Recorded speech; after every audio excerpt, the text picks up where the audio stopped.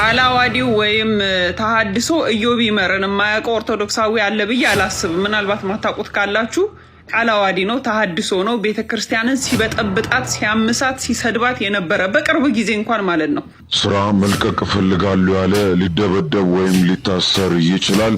ይህ በምስሉ ላይ የምትመለከቱት ሰው በዚሁ ድርጅት ሰዎች ተደብድቦ ክፉኛ ጉዳት ደርሶበት ለመራመድ ገና 10 ዓመት መጠበቅ አለበት ተብለው የሕክምና ሰዎች ነግረውታል። እህታችን አንድ ጥያቄ ጠይቃናለች። ለጴንጤዎችና ለኦርቶዶክሶች ብላ ነው የጠየቀችን። የኦርቶዶክሶቹን መልስ እንሰጣለን። በእናንተ ራሳችሁን እቺ ደግሞ የሰነፍ ጥቅስ አለቻችሁ ኃጢአት የሌለበት በይውገራት ምናምን የምትሉት ማለት ነው። ይሄ የሰነፍ ጥቅሳችሁን እዛው ጥግ ላይ አድርጉና መጠየቅ ያለባችሁን ነገር ለምን ብላችሁ ጠይቁ። ልክ እንደ ብሔር ብሔረሰቦች አንድ ልዩነታችሁን ውበታችሁ ብላችሁ ስታበቁ እኛ ጋር መጣችሁ ለማውራት የምታረጉት ጥረት አላዋቂነታችሁን የሚያሳይ። ዘሪቱ ከበደ ያለፈ ታሪኳን በመጽሐፍ ማውጣቷን ተከትሎ የበርካቶች መነጋገሪያ ሆናለች በማህበራዊ ድረገጹ።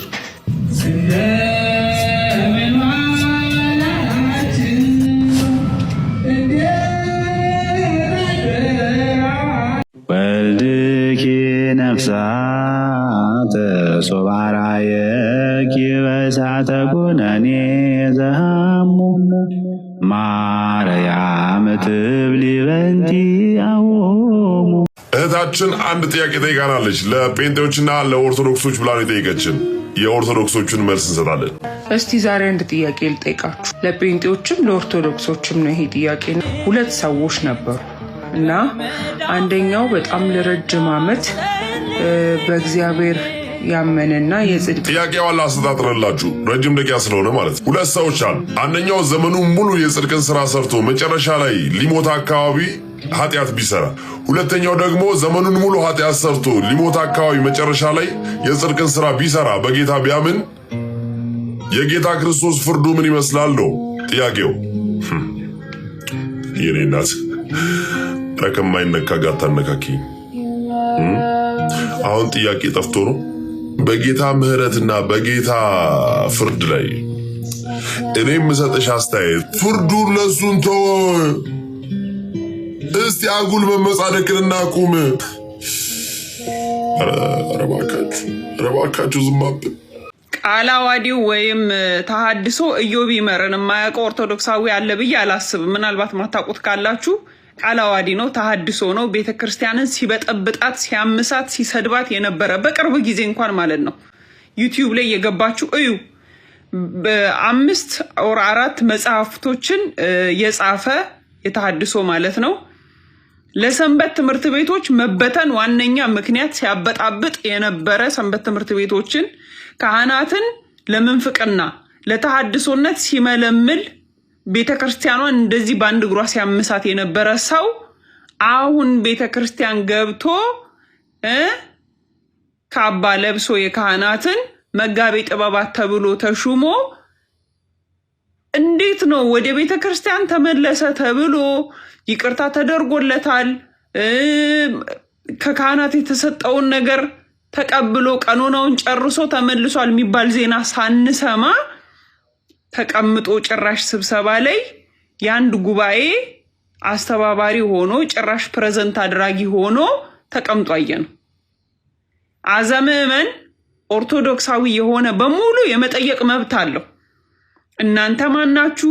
ቅዱስ ሲኖዶስ ይጠይቀው ምናምን የምትሉ ሰነፍ ክርስቲያኖች ጥጋችሁን ያዙ። በእንደናንተ አይነቶቹ ምክንያት ነው ይሄ። በእናንተ ምን ችግር አለው? በእናንተ ራሳችሁን እቺ ደግሞ የሰነፍ ጥቅስ አለቻችሁ ኃጢአት የሌለበት በይውገራት ምናምን የምትሉት ማለት ነው። ይሄ የሰነፍ ጥቅሳችሁን እዛው ጥግ ላይ አድርጉና መጠየቅ ያለባችሁን ነገር ለምን ብላችሁ ጠይቁ። ያቺ ሴት በድንጋይ ኃጢአት የሌለበት ይውገራት የተባለችው ዘሙታ እንጂ ቤተክርስቲያንን በጥብጣ ሰንበት ተማሪዎችን አበጣብጣ ምዕመኑን ካህናትን ለምንፍቅና ለተሐድሶነት ስትመለምል ስትቦጠቡጥ ቤተክርስቲያንን በመዶሻ ስትቀጠቀጥ ቆይታ አይደለም። ያ ሌላ ነው፣ ይሄ ሌላ ነው። ይሄ የሰነፍ ጥቅሳችሁን አቁሙ። አንድ ኦርቶዶክሳዊ ቤተክርስቲያን ሄዶ ደስ ሲለው ማመስገን፣ ሲቸገር ማልቀስ ብቻ አይደለም ስራው። እማይሆን ነገር ሲሰራ ስታዩ ዛሬ ለምን ብላችሁ ስለማትጠይቁ ይሄው የሚፈጠረውን ነገር እዩ። ገና ከዚህ በላይም ብዙ ነገር ይከሰታል። ብዙ ነገር ማለት ነው። ኢዮብ ይመር እንግዲህ በደብዳቤም አልሰማንም። ምንም አይነት ጋዜጣዊ መግለጫም ከቅዱስ ሲኖዶስ ወጥቶ አልሰማንም። ይቅርታ ጠየቀ በደብዳቤ ቀኖናውን ጨርሶ እንደዚህ የሚባል ነገር አልሰማንም። ቁጭ ብሎ ተሹሞ ጉብ ብሎ ነው ያየነው። እንዴት ትላንትና ቤተክርስቲያንን ሲያምስ የነበረ ሰንበት ተማሪዎችን ሲበትን ሲያበጣብጥ የነበረ ሰውዬ ቤተክርስቲያንን ጥንቡርኩሷን ሲያወጣት የነበረ ሰውዬ እንዴት አሁን እዚህ መጥቶ ካባ ለብሶ መጋቢ ጥበባት ሊባል ቻለ? ይህንን ከቤተ ክህነት መልስ እንጠብቃለን። ስራ መልቀቅ እፈልጋለሁ ያለ ሊደበደብ ወይም ሊታሰር ይችላል። መሰረት ሚዲያ ያጋለጠው የሱፐር ደብል ቲ ፋብሪካ የሰራተኞች ጉዳይ አለ። መረጃ ለሌሎች እንዲደርስ ሼር ማድረጋችሁ እንዳትረሱ። አዲስ የሆናችሁ ፎሎ አድርጉ። በስራ 1 ደቂቃ ያረፈደ 700 ብር፣ ማስቲካ ያኘከ 1000 ብር ይቀጣል። ስራ መልቀቅ እፈልጋለሁ ያለ ሊደበደብ ወይም ሊታሰር ይችላል ሲሉ ሰራተኞች ለመሰረት ሚዲያ ጋልጠዋል። የሱፐር ደብል ቲ ባለቤት የሆኑት አቶ ጸጋዬ በፍኖተ ጽድቅ ሚዲያ በሰፊው ይታወቃሉ። ታቸውን በተደጋጋሚ እያንዳንድሽ ብሬን ቀደሽ አትጨርሹ፣ ምንም አታመጡም፣ የፈለኩትን አረጋለሁ በሚል ንግግራቸው እንደሚታወቁ ያነሳሉ። መሰረት ሚዲያ ምንጮቼ እንደጠቆሙኝ ብሎ ባሰፈረው በዚህ ዘገባው ላይ ሰራተኞች በተለያዩ ምክንያት ስራ ለቀው ወደ ገጠር ከሄዱ ከዛ በኋላም ካሉበት ተይዘው እንዲመጡ ይደረጋሉ ተብሏል። የሮዳስ ቀለም ፋብሪካ ባለቤት የሆኑት አቶ ጸጋዬ ይህን ስራ የሚሰሩት ደግሞ ከፖሊስ አካላት ጋር በመተባበር መሆኑ ሰራተኞቹ ለደህንነታቸው ስጋት እየገባቸው እንደሆነ ነው ያሳወቁት። ምንም እንኳን ድርጅቱ ከ4000 እስከ 5000 ለሆኑ ሰራተኞች የስራ እድል ቢፈጥርም ግቢ ውስጥ ግን ላሉ ሰራተኞች እንደ ሲኦል እየቆጠሩት እንደሆነ ነው የተገለጸው። እስኪ እናንተ እዚህ ላይ ምን አይነት ሀሳብ አላችሁ? ሀሳባችሁን ኮመንት ላይ ጻፉልን። ሲል ሱፐር ደብል ቲ ጀነራል ትሬዲንግ የተባለ ድርጅት በዓለም ገና የሚገኝ በሰራተኞቹ ላይ በርካታ የመብት ጥሰት ስራዎችን እየፈጸመ ይገኛል በሚል የወጣውን መረጃ ተንተርሶ አሁን ደግሞ በአዲስ መንገድ ይሄ በምስሉ ላይ የምትመለከቱት ሰው በዚሁ ድርጅት ሰዎች ተደብድቦ ክፉኛ ጉዳት ደርሶበት ለመራመድ ገና 10 ዓመት መጠበቅ አለበት ተብለው የሕክምና ሰዎች ነግረውታል። እንግዲህ ከድርጅቱ ለመውጣት ሲፈልጉ እዚሁ መረጃ ላይ እንደተካተተው ብር ሰርቆን የወጣው ብለን መልሰን እስር ቤት እንከታለን የሚል ማስፈራሪያ እንትን እያደረጉባቸው ስለነበር ይህ ሰውዬ ግፉ ሲበዛበት ለቆ ይወጣል ከድርጅቱ። ነገር ግን አፈላልገው ይዘውት በምታዩት መንገድ እንዳይሞት እንዳይድን አድርገው ድብደባ ፈጽመውበት አንዳንዱ ፎቶዎች ለማየትም ጭምር ከባድ በሚሆን መንገድ በዚህ መንገድ ላይ አድርሰውታል ማለት ነው። እንግዲህ የግፉ ጥግ የሚፈጽሙት ነገር ምን ያክል ከባድ እንደሆነ ራሳቸው ድርጅት ውስጥ የሚሰሩ ሰራተኞች ጭምር የሚሰጡት እውነታ ነው። ይሄኛው ደግሞ እጅግ የባሰ እጅግ የከፋ ነውና የኢትዮጵያ ሰራተኞች ማህበር ኮንፌዴሬሽን ይህን ጉዳይ ቢመለከተው እንላለን።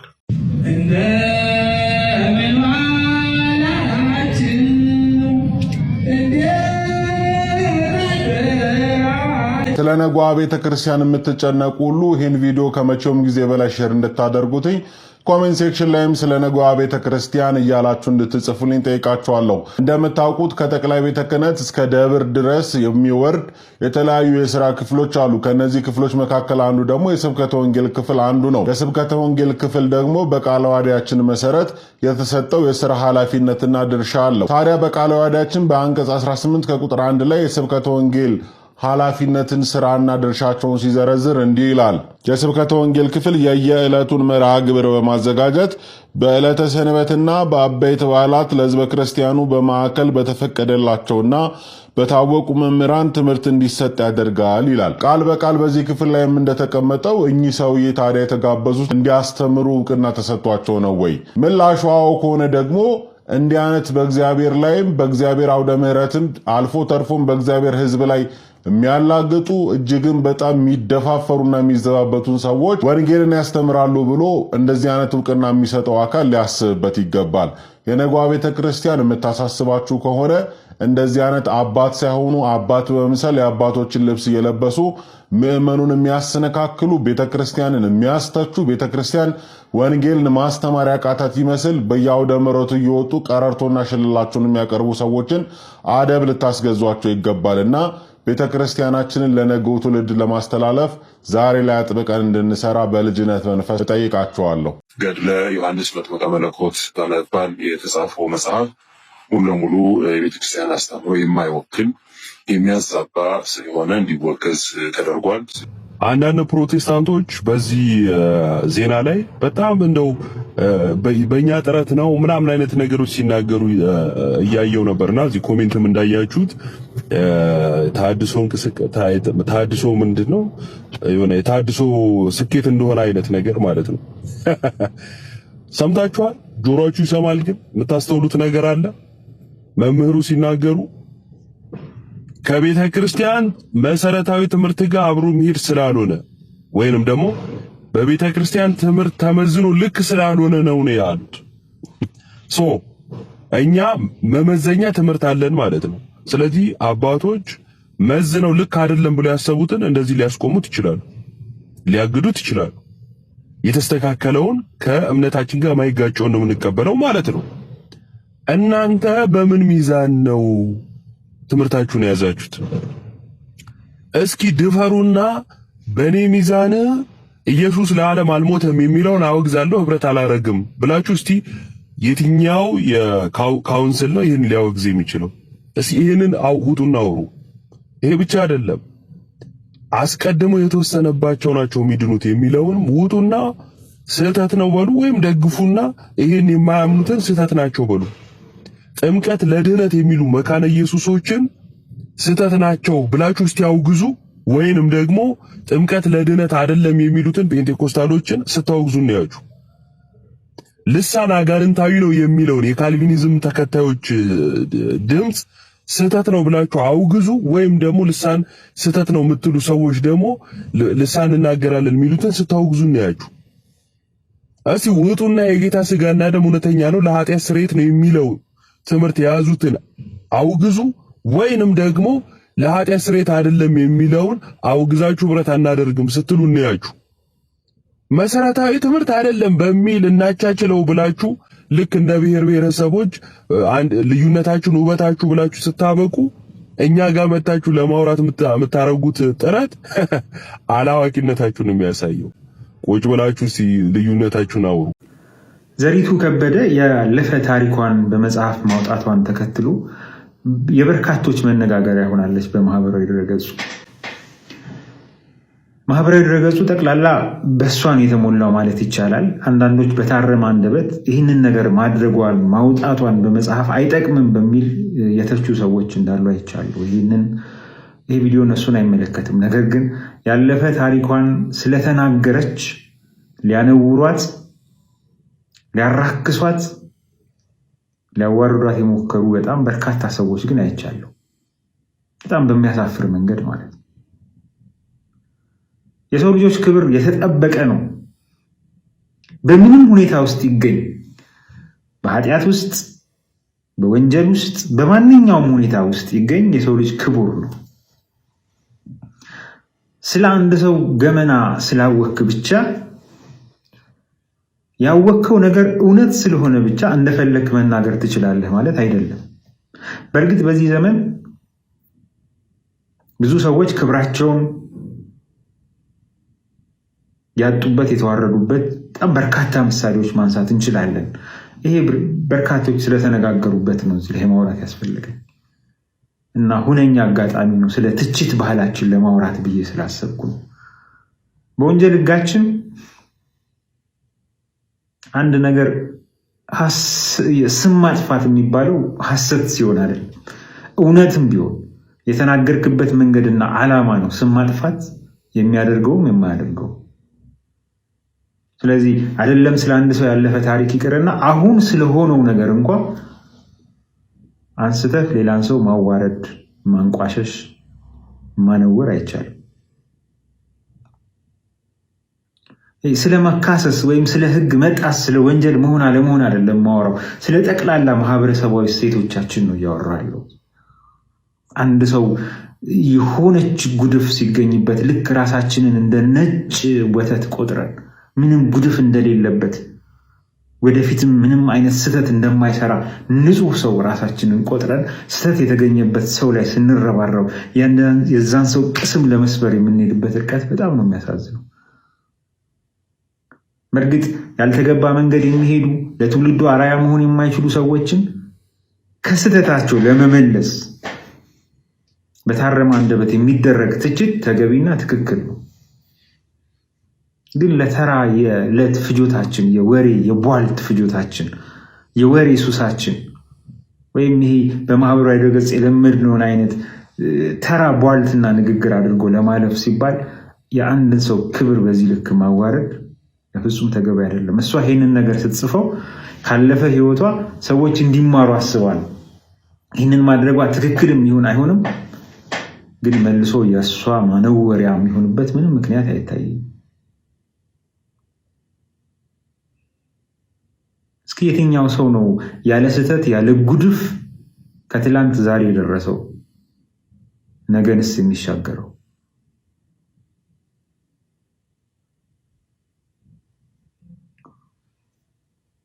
በተለይ እንዲህ አይነቱ ነገር በማህበራዊ ድረገጽ በሚፈጸምበት ጊዜ ነገሩ ከባድ ነው። በተለይ በኮምፒውተር አዋጃችን እንዲህ አይነት ነገር የበለጠ ያስቀጣል። ጠያቂ የለም እንጂ ሟችስ ኖሮ። በእርግጥ አንዳንድ ሰዎች ሴፍ ሄቨን ውስጥ ሆነው ማንም ስለማይደርስባቸው ማንም ስለማይጠይቃቸው የፈለጉትን ያሻቸውን እንደሚናገሩ ይታወቃል። ግን ይህ ጉዳዩ የመካሰስ ጉዳይ አይደለም። እንዴት ነው አንድን ስህተት የምናርመው? እንዴት ነው እርስ በርሳችን የምንተያየው እንደ ማህበረሰብ? ሰላም